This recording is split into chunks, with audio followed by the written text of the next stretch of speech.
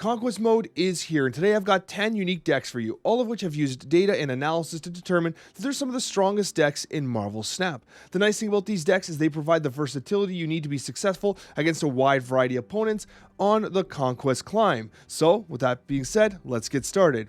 One thing worth noting before we get started is that Kang the Conqueror is not included in any of the decks, but could potentially be a slot in. The reason for this is because it is a Series 5 card, it's not accessible to a lot of people, but in theory, this is where Kang the Conqueror should shine. Conquest mode is exactly the opportunity we've been waiting for Kang to really leave its mark.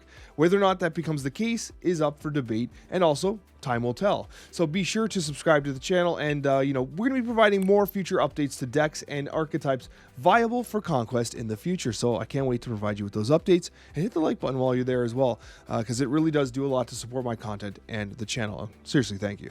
Let's get started with deck number one. Now, deck number one is going to be Conquest Bounce. Now, the thing about Bounce is it's going to provide you with a ton of added utility and versatility. It obviously is weak to Wave, so Wave itself can be problematic. It's unlikely you see many Sandman decks, but I do think that Wave will be a common tech card. However, if you're not against Wave, the opportunity to basically bounce cards and actually legitimately change locations and be very versatile with the way you approach the game state does make it so that repeated games against the same opponent never quite play out the same, and your opponent will have a hard time dealing with the the Beast Bounce and the Hitmonkey and etc.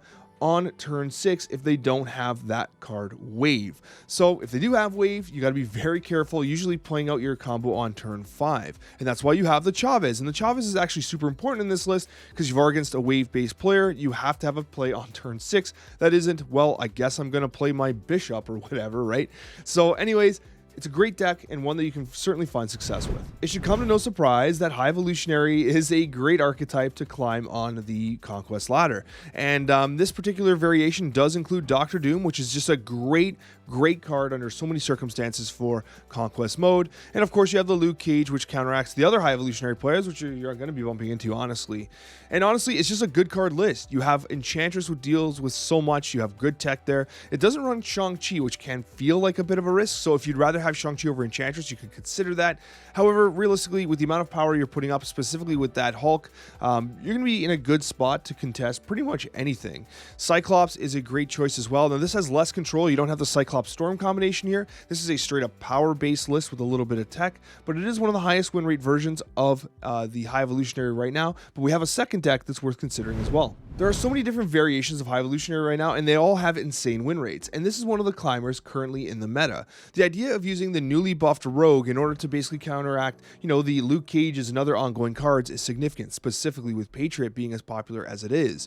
You do have the synergy, of course, of She-Hulk in conjunction with something like a Wasp. Anytime you're kind of floating that energy, you're buffing up your Hulk, you're providing an opportunity to play She-Hulk, and of course you have the Hazmat, which can come out relatively early to activate an early Abomination. This isn't a turn 6 Hazmat deck. That's not what this does. You can play Hazmat on turn 4, for instance, to give you a 1-cost Abomination and a 4-cost thing.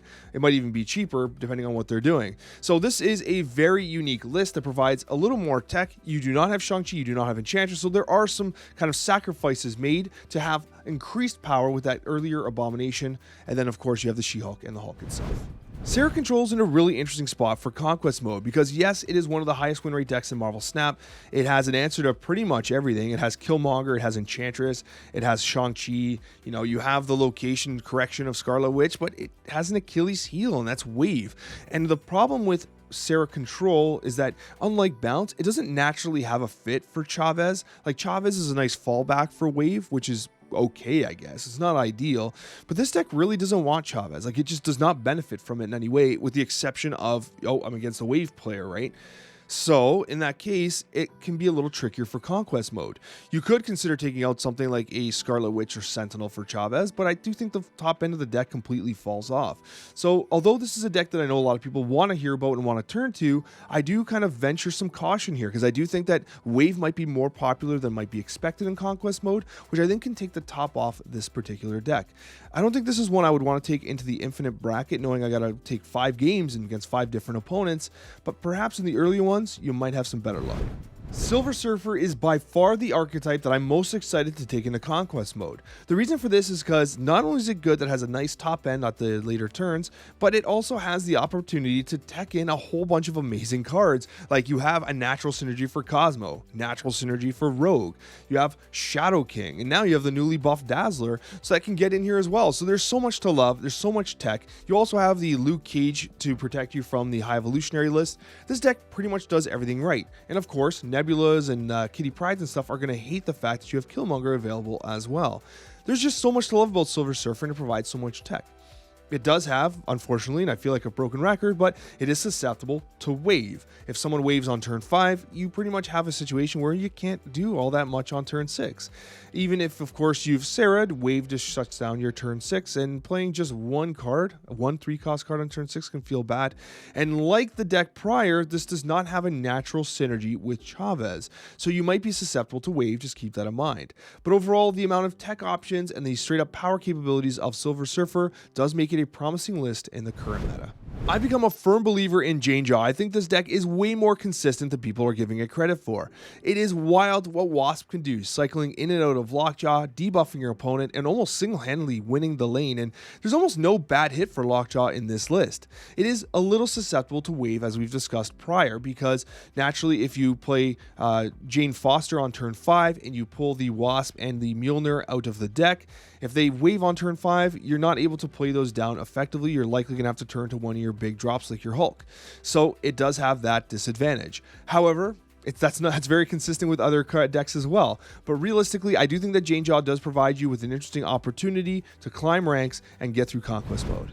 Discard is one of the most reliable decks in Marvel Snap, which might surprise a lot of people because Discard is generally associated with Casino RNG, but that's basically what Hela does. And this deck is not susceptible to Cosmo because even if your Culling Wing gets stuffed by Cosmo or your Lady Sif does, you have MODOK on turn 5, and the reliability of you being able to play in pretty much any lane with those cards is pretty interesting, and it provides you with a lot of opportunities to dodge Cosmos if necessary.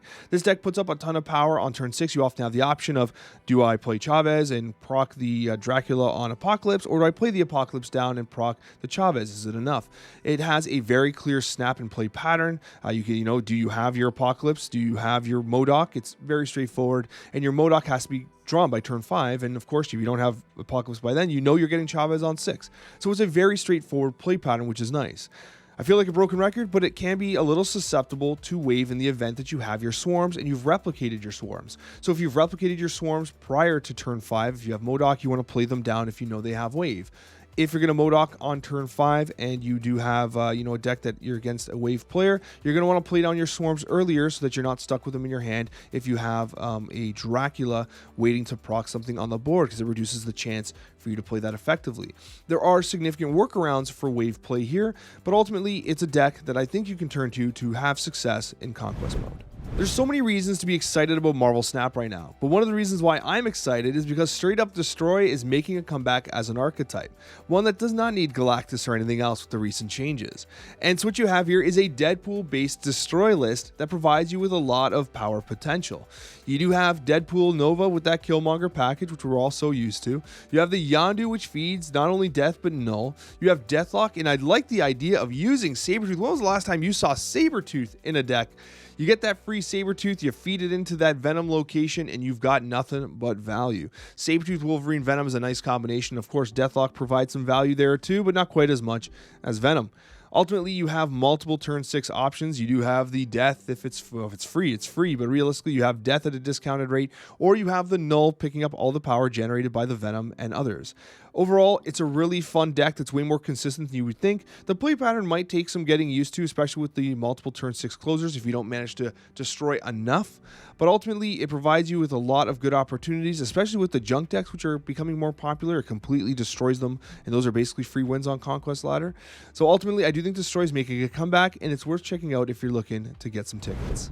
For Conquest Mode, there is currently a ton of potential for toxic-based junk decks because disrupting your opponent's play pattern and play style can be immensely effective, especially when you have as much tech in this deck as you do. You do have the Luke Cage for the High Evolutionary play, which of course they might have High Evolutionary as well, which can be a little problematic to Hazmat, but still, even if they do, you could Viper kick over the Hood, which is honestly a major buff because Hood was changed to a -3, so Vipering that over is actually really annoying for almost all these decks, and unless they're playing Destroy, they can't really deal with it. And then you have the Debris, you have the Enchantress tech, and I love the Sentry play. You drop the Void down on the right lane, you Valkyrie that right lane. It's often a surprise factor for the first couple games, so if you are playing Conquest Mode, you might want to snap into your Void Valkyrie play, because once you do it once, like, they'll kind of suspect it moving forward. Of course, you can also kick over the Void with Viper if you so choose.